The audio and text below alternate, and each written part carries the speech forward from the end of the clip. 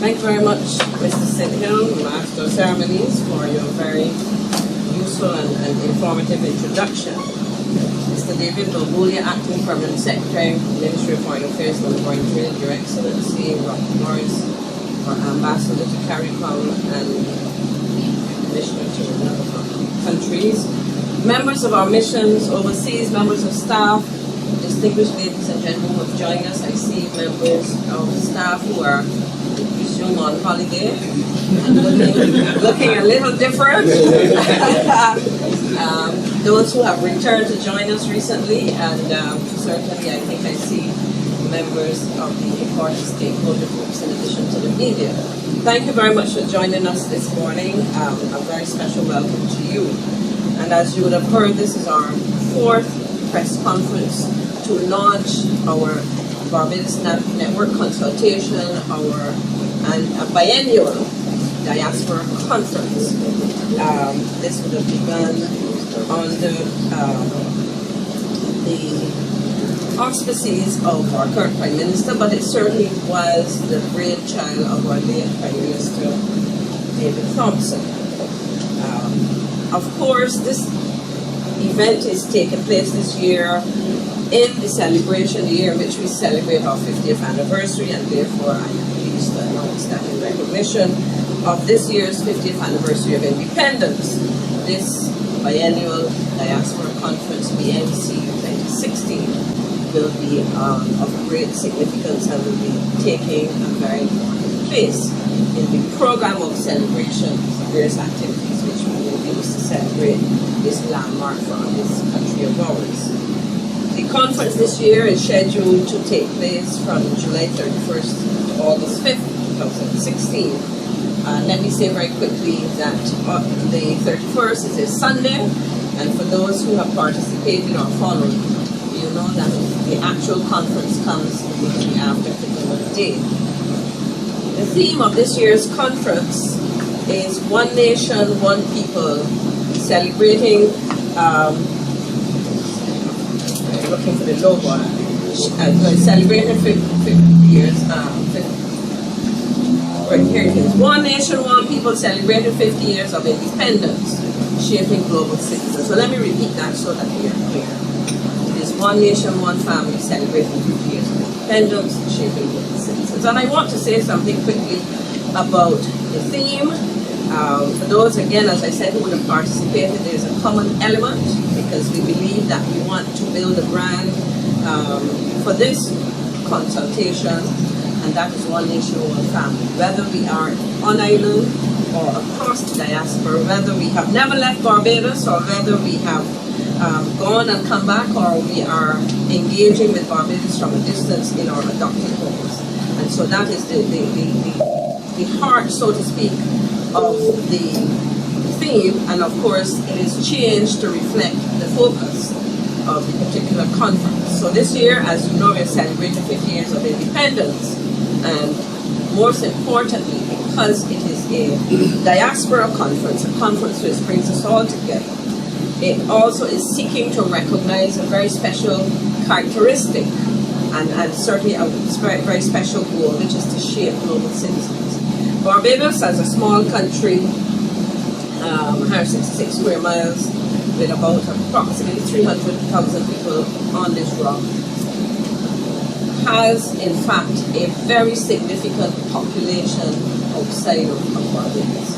Significant in number in relation to the population at capital, but also significant in its contribution to its adopted homes. And I'm happy to have in our midst, I was happy to see her coming in the room in the building as I was entering, Dr. Roseanne Blenman-Abanji. You may want to put the camera on her, sir.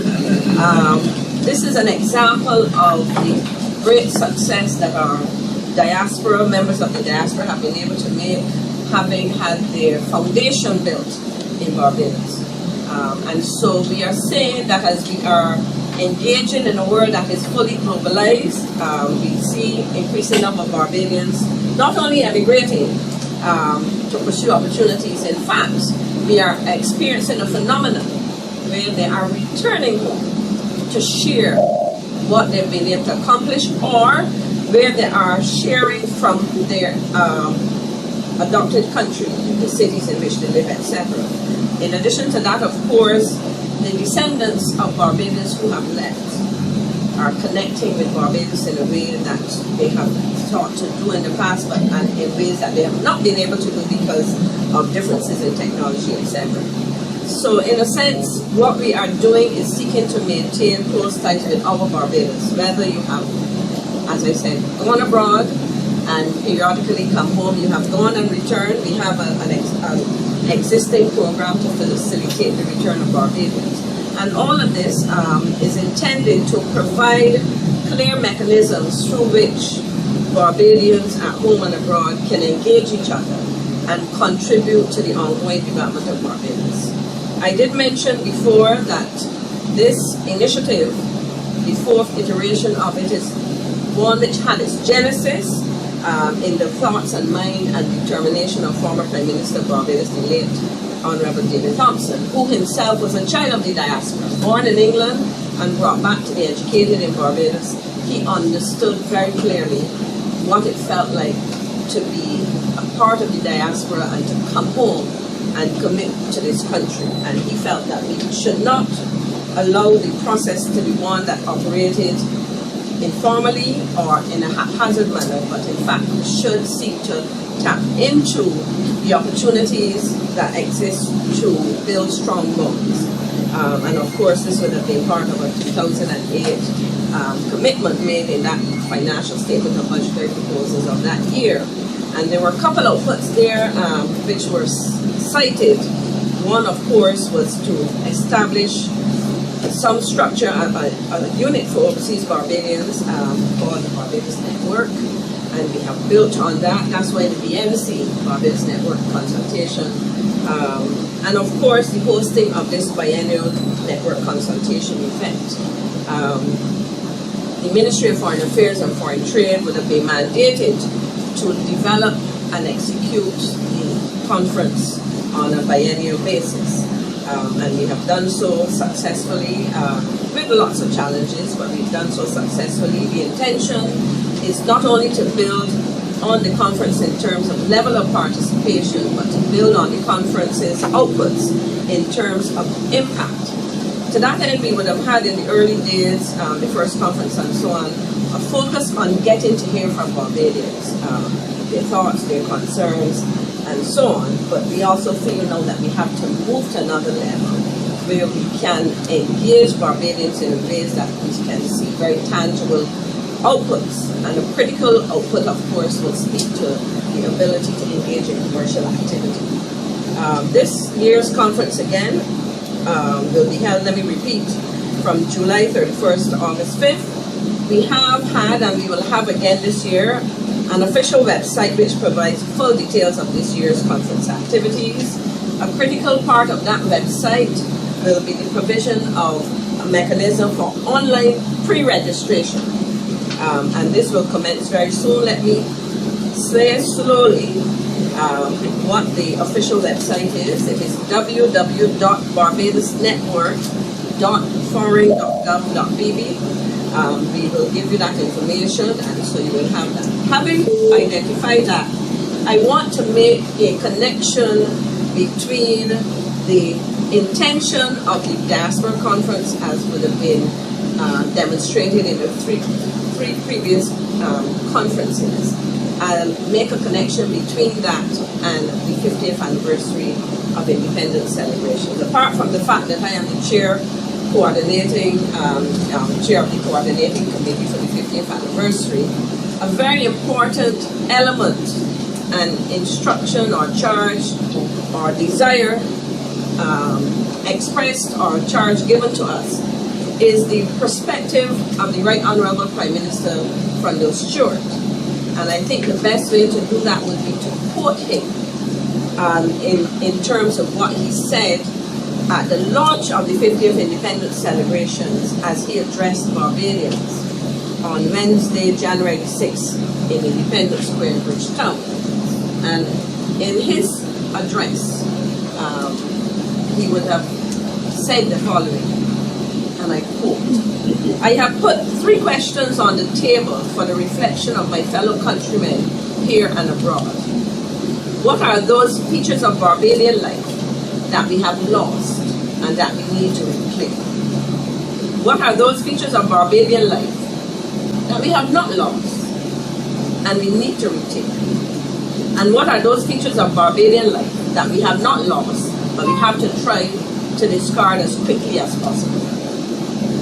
And in his words again, he went on to say, "It is my settled conviction, my considered view, that these 3 questions provide an appropriate guide for this nation as we reflect and as we celebrate over the next few months, climaxing in November this year."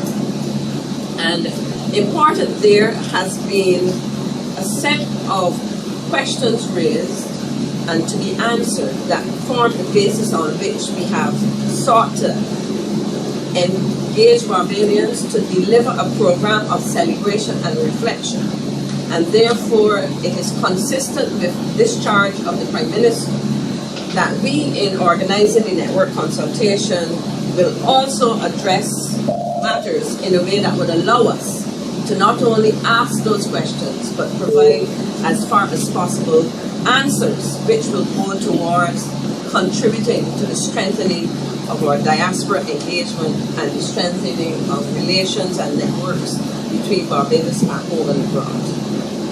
Having said that, I will now say a little bit about the program, and then, of course, rather than going into it in an expansive way, we'll respond to any questions that you may have as the media or maybe even stakeholders yourself. So let me share with you some of the planned activities for this year's BNC 2016. On Sunday, July 31st, as we have always done with this conference, we start with a church service. The church service this year will be held at the Cathedral Church of St. Michael and All Angels, located in the heart of our nation, Bridgetown. The service starts at 9 a.m. Let me explain my choice, because the committee will tell you that I imposed this choice. I don't know if it was used that way, but let me use it in anticipation at the moment. The Cathedral Church of St. Michael and All Angels is more than an Anglican church. It is more than an Anglican cathedral, which is the mother church of the Anglican faith. Yes, I'm an Anglican. Actually, I was at the cathedral last night for a service celebrating another event. But at this point in time, we in Barbados are celebrating Bridgetown, historic Bridgetown and its garrison. And if we think of the environs of this ministry and so on, and the heart of Bridgetown, if you think of Parliament buildings, not too far from there we have Queen's Park, which is a historic location. We also have the Cathedral Church of St. Michael and All Angels, a very important historic monument, historic aspect of life in Barbados if you do some research. And therefore, it was felt that this is one way of recognizing the contribution of that church to the building of Barbados and to the shaping of Barbadians, many of whom have seen themselves and have functioned as global citizens. And so that is what we do, and it is intended that there will be a collection taken as we do at services, and that will go to the ongoing restoration of the cathedral. And we will, of course, in future years, choose other locations and other causes. The Sunday is, as you know, the day before the end of the Corcova season, and so we will have the Corcova end with Kadooment Day, and then we come back on Tuesday, which is the start of the conference to all intents and purposes. For those persons who have not pre-registered, they will now have the opportunity to register at the Lloyd Erskine Sandifer Center, the home of the conference, from 9 a.m. to 3 p.m. But we also believe that we should have something for Barbadians coming home in particular, and for all persons participating. And so from 6 to 9 p.m. I would invite you to an old-fashioned bus party tour. The details of that and the itinerary, etc., will be made available. The conference opens on Wednesday, August 3rd at 9 a.m. There will be an opening of an exhibition tour, a tour with the press, and the exhibition, of course, will feature a number of Barbadian businesses offering a range of goods and services. a range of goods and services for you to buy, for those persons who are here, for you to offer to the conference participants. After the opening ceremony, we will have a special feature in Barbados we know, love, and cherish. And I think that is intended to create the kind of feeling that we want to engender in participants at the conference, because a diaspora event is one in which we celebrate greatly, and we want to be able to share with you what it means to be Bajan and create the kind of ambiance, the kind of feeling that would inform a successful conference. It will be a program where we can capture in a multimedia format a mixed kind of presentation, Barbadian life, what has brought us here. If we can, and I have signaled that I would love to be able to hear the voices of some of our centenarians.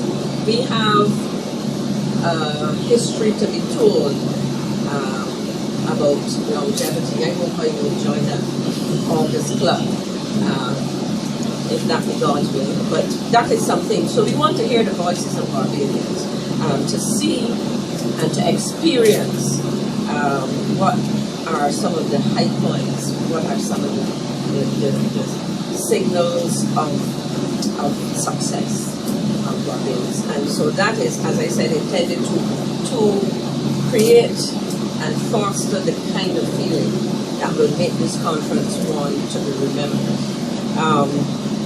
A critical part of this is the need to engage and to inform our young people of a multiplicity of opportunities, but also to build a base on which we can sustain the conference. So we will have a youth career showcase. The focus on that, of course, is on innovation through STEM education and most critically the arts.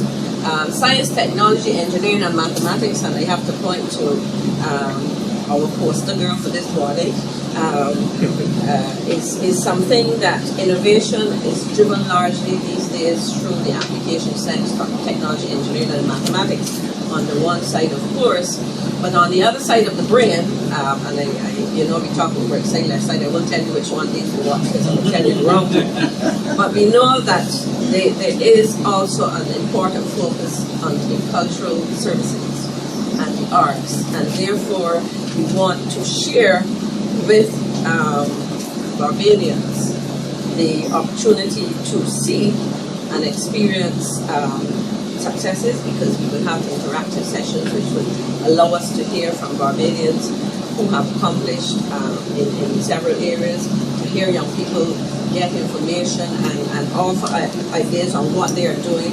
And so it is supposed to be highly interactive, in which at the end of the day partnerships can be forged, information is shared, and opportunities for engaging in business, whether in partnership to deliver services here, or in partnership to deliver services in the diaspora, or even to countries where we don't have Barbadians by and large, but really to explore all those opportunities.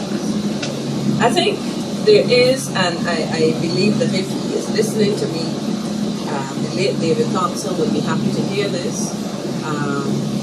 He has long believed that we need to push the things that are truly Barbadian.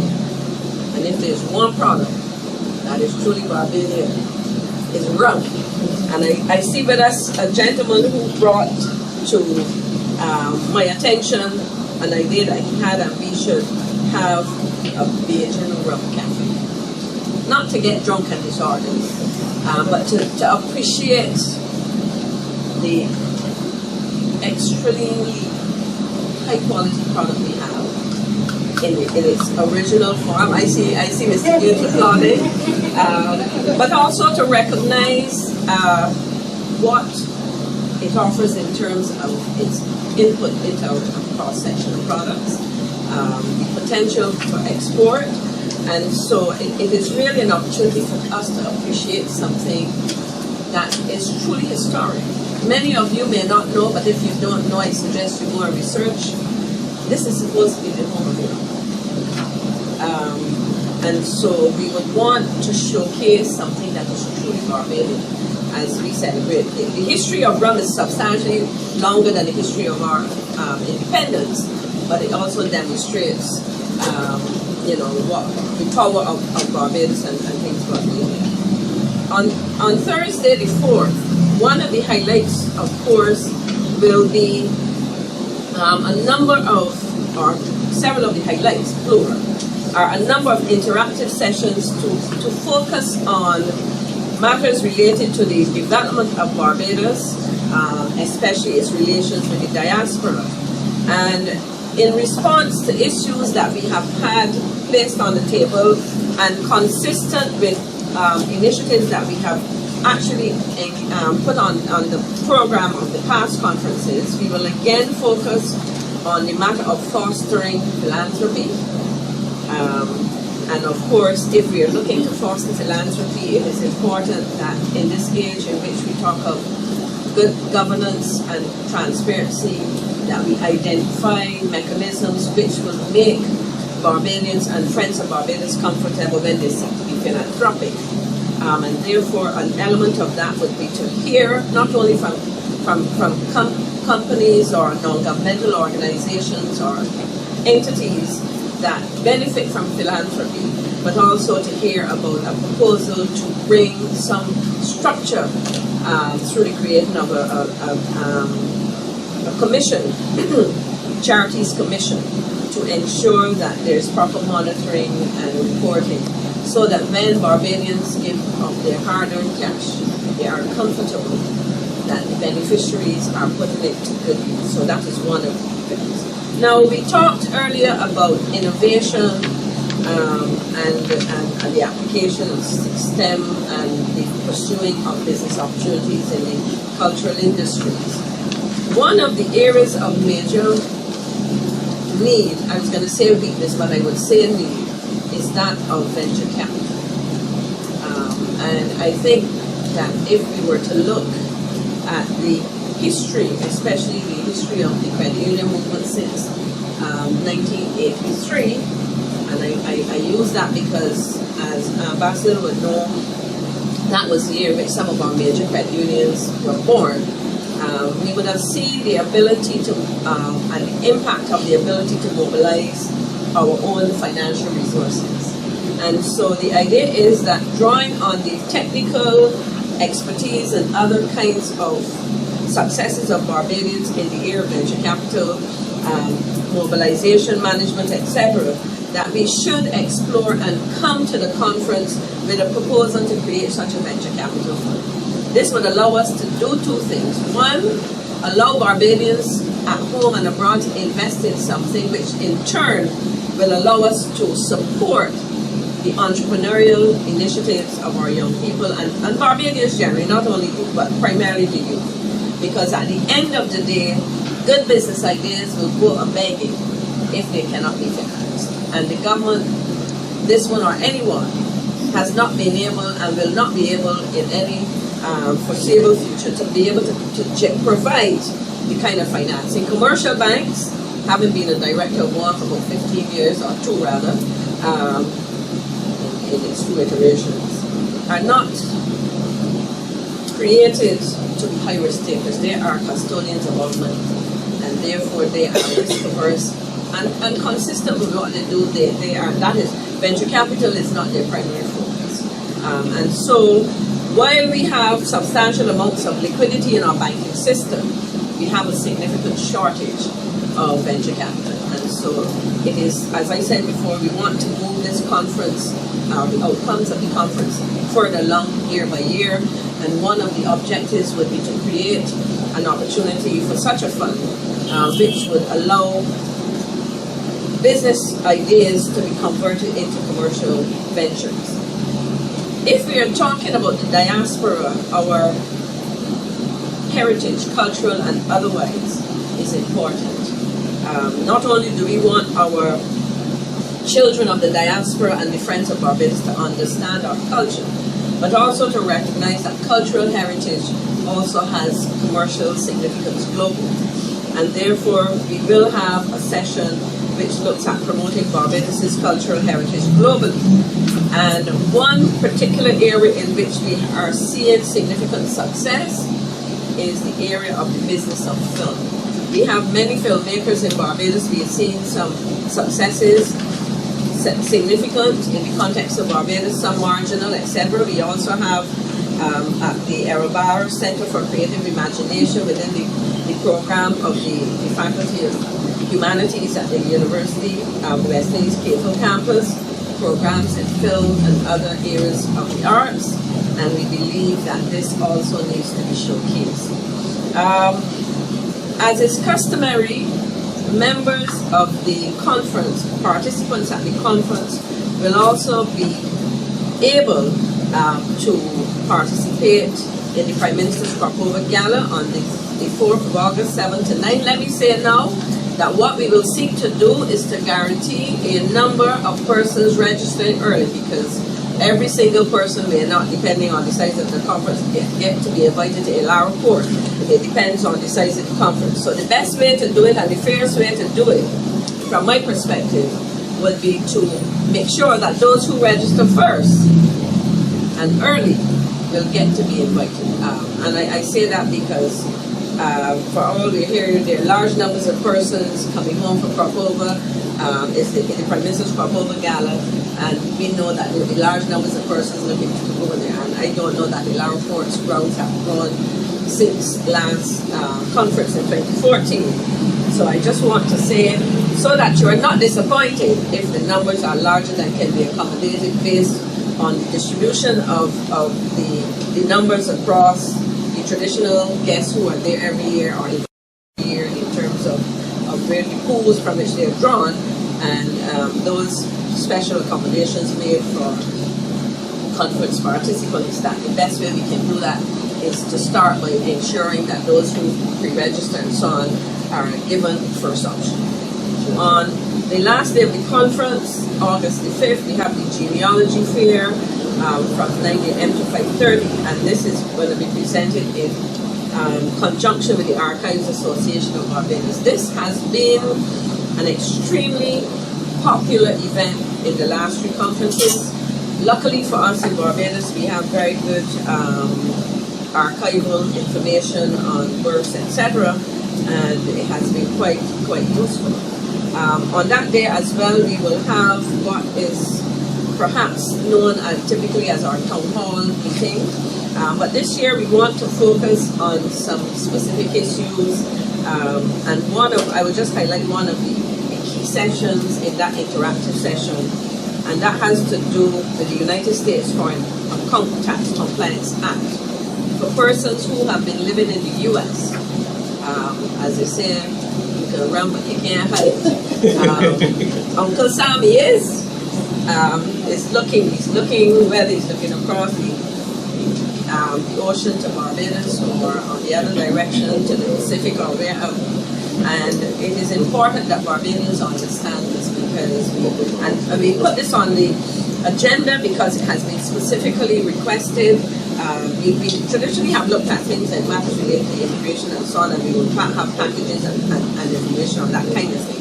But we also felt that there were issues raised with investing, complying with what we call FATCA, FATCA, as I said, the Financial Foreign Account Tax Compliance Act. That's important.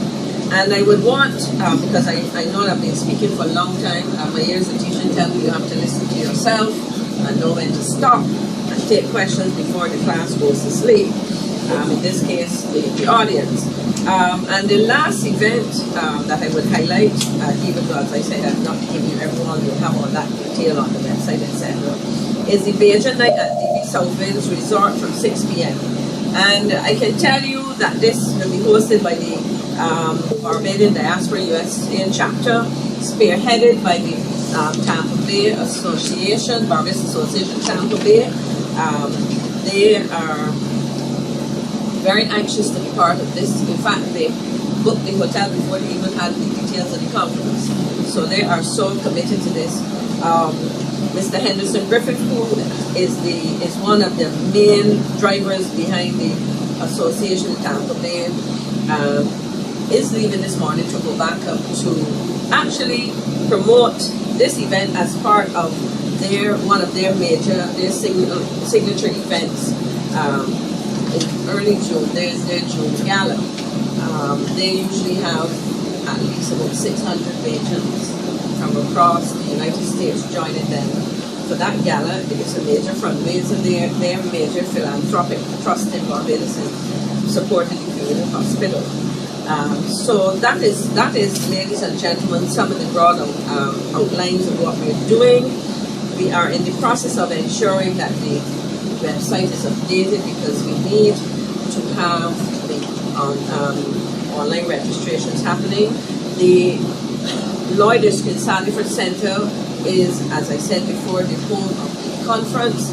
They will be managing the registration process, supported of course by the ministry. We have Mr. David Springer, who will help us make sure that we have our website working. And for those who have been asking, I recognize that in the context of some of the staff shortages, I've invited the PS to identify means by which we could support someone to work with us during the conference, because I am mindful of the additional work that he has placed in the past on staff, and I've invited Ms. Serlene Odell to work with us to facilitate, so she will work with the various persons. For those who want to know, Serlene Odell is one of the thousands of students I taught at Cape Town. Having spent 18 years there, as I said, if I try to count them, there are thousands, but she is somebody who has been involved in organizing events and so on. And I would say, unlike me, fairly quiet, but, or should I say like me, very quiet, but capable. So she will be the contact person on a day-to-day basis, liaising, of course, with the various members of the internal committee and liaising with the various members of the broader stakeholder committee. So, ladies and gentlemen, let me at this time express my gratitude to staff here and abroad and ask you to continue to support this effort. As you know, it is something that this government has committed to.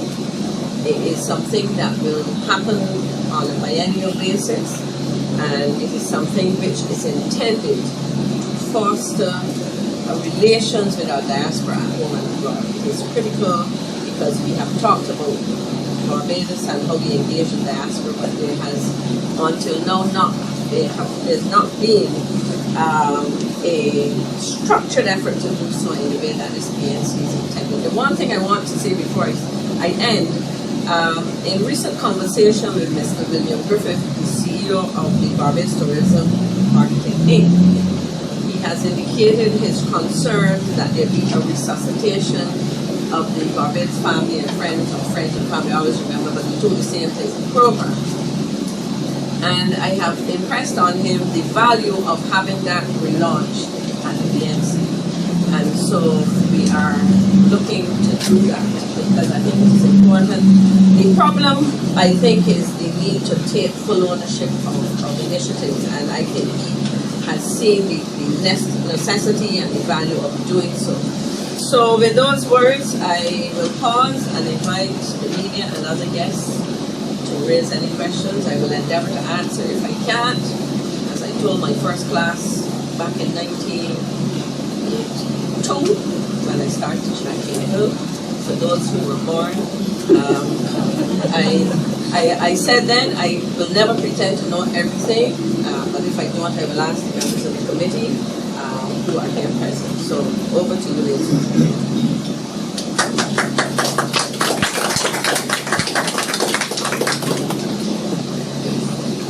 All right, well, the third minister